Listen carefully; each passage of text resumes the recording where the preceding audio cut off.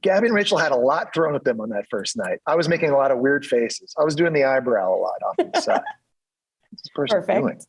Yeah, there was a lot of that. Of course, we have to talk about the Bachelorette. Can you tell me how this is going to work? We still don't know, or I still don't know, with these two leads. Are they dating the same guys? Set it up for me, the format. No idea how this thing's going to work. That was our big question when we started this whole thing. It was the first thing I asked Rachel and Gabby when it was announced that they were going to be the Bachelorettes back at after the final rose. Never done this before. How are they going to be dating the guys? Who's going on dates? How do they navigate this? This is all completely unprecedented. Gabby and Rachel deserve a ton of credit because they really took control of this thing. They made up their own rules along the way, took charge.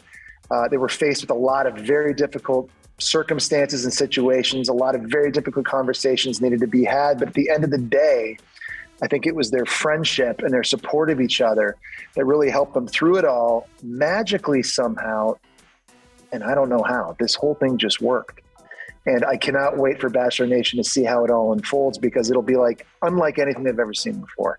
Is there going to be any potential, can you tease of, I didn't like that guy, but now I do, but maybe she liked him and maybe a little swap, or how would that work? There's a lot of things that we weren't sure if they were or weren't going to happen. Would Rachel and Gabby both fall in love with the same guy? Would the same guy fall in love with Rachel and Gabby? Mm-hmm. A lot of different scenarios that we could never anticipate, that Rachel and Gabby could not prepare for. And so I think that's what's going to be so exciting for people at home watching. There's going to be so much that we've just never seen. It's two love stories, but two completely different journeys. People are going to need a notebook and take notes, try to follow who's dating who, what's going on, where are they, because it's literally double the love, double the drama, and double the fun. What about for you going from Clayton season? You had your first Bachelor season. Now this is Bachelorettes, and there was two of them. Was it a learning curve for you in the host position? Yeah, it always is. That's for sure. I'm learning something new on the job every single day. I've learned already from my experience with Clayton that the host wears a lot of different types of hats. What made this situation unique for me was that I already had a relationship with Gabby and Rachel. I was familiar with them. I sort of experienced their journeys together with Clayton. I was there in Iceland at the Opera House, the night of the rose ceremony from hell, devastating double breakup, unbelievable heartbreak. It was crazy emotional. And I saw how unwavering the support that Gabby and Rachel had for each other was through that experience. And I said it after the final rose. I couldn't think of two more people more deserving for this opportunity to have this chance to find love. So I really, from the get-go, felt myself being more of a cheerleader for Rachel and Gabby, just knowing what they had already been through and kind of been there for that. Hoping that they were going to find happiness at the end of this and find their person.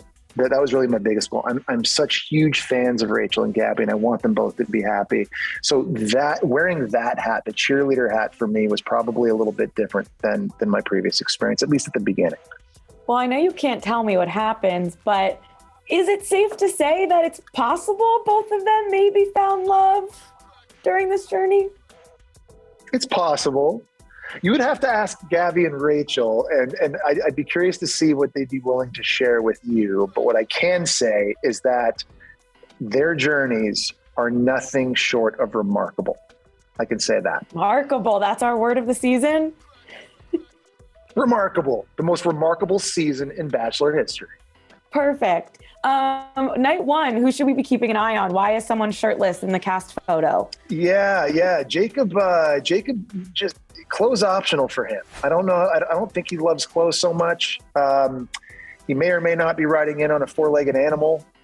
There were some memorable intros. Four-legged animals, two-legged animals, magic tricks, forklifts. Gabby and Rachel had a lot thrown at them on that first night. I was making a lot of weird faces. I was doing the eyebrow a lot off to the side. What's this person doing? Yeah, there was a lot of that. I've heard rumors that there was like a cruise ship at some point that you guys maybe were filming on. Is that true? Were we on a cruise ship? I cannot confirm or deny. What I can say, though, is Gabby and Rachel hit the jackpot because upon traveling, they get to go to my favorite city in the world, the most romantic city in the world. Gabby and Rachel somehow get to go to Paris, France. And I absolutely love that for them. A city of lights. They totally hit the jackpot on the travel front. Okay. What about with hometowns? To fast forward a little bit, will we be seeing like 8 of them?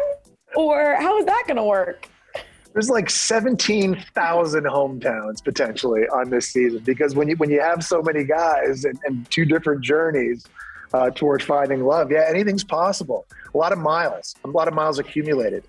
You need it was double work as the host, for the camera people, for crews. It was a lot to follow everything. That's what I'm saying. It's like, as the host of the show, in my living room, it looked like there was like a crime I was trying to by strings, and it just looks like a giant web. That's basically what it felt like hosting this.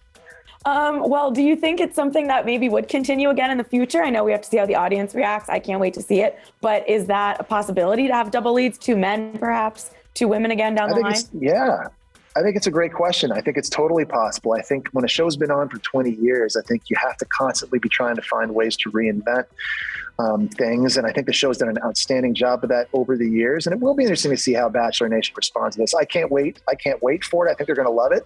And so we'll see kind of where this leads down the road. Maybe, who knows, 2 Bachelors in the future. Well, speaking of formats, I'm hearing rumors that things are changing in Paradise too. Can you tease to me anything about how it's going down there?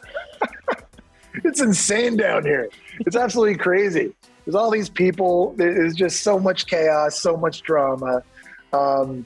Yes, and never before seen things down here taking place in Paradise. I've been watching the show for years, huge fan of it, and we've been switching things up. We've been changing things up, and it's hard to keep track of it all, to be honest. It's been amazing. It's like herding cats.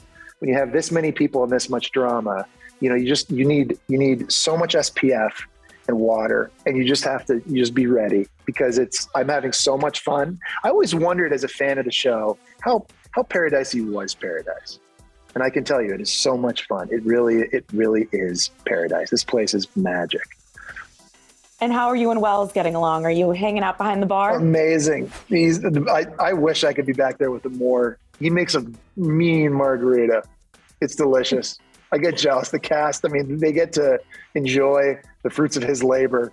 He's been phenomenal. It's been so much fun working with him. He's like the mayor down there.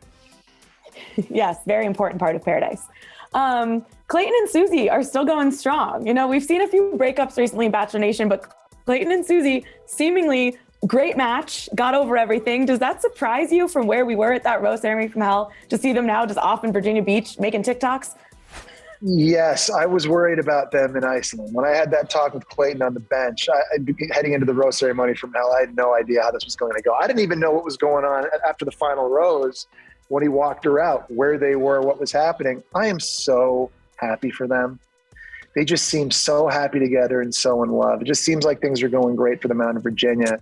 I'm in constant communication with them, and we're trying to find a window to kind of meet up when our schedules slow down. But yeah, she has definitely helped his Instagram game. There's no doubt about that. I support them. I troll him all the time. It's like, it's like the football locker room thing. I love just getting on him and his fashion and those workout videos and everything else he's doing. But I just could not be happier for the 2 of them. I know it wasn't the road normally traveled to get to that point, but I just know they're so in love with one another, and I think it's great. All right. Well, I have to wrap up, but my last question for you is, Clayton brought the drama, as we were just talking about. Gabby and Rachel, as dramatic, more dramatic? Where does it fall on the drama scale? It's double the drama. You got two bachelorettes. It's double the love, double the drama, double the fun. I don't know how everyone's going to be able to keep track of it all, but we're going to try. I can't wait for them to That's our job. That's right. That's right. Hey everyone, I'm Christina Garibaldi, the host of Us Weekly Celebrity Coverage. Don't forget to hit subscribe for the latest celebrity news, tips, and video. And for much more content, make sure you head on over to usmagazine.com, the official home of Us Weekly magazine.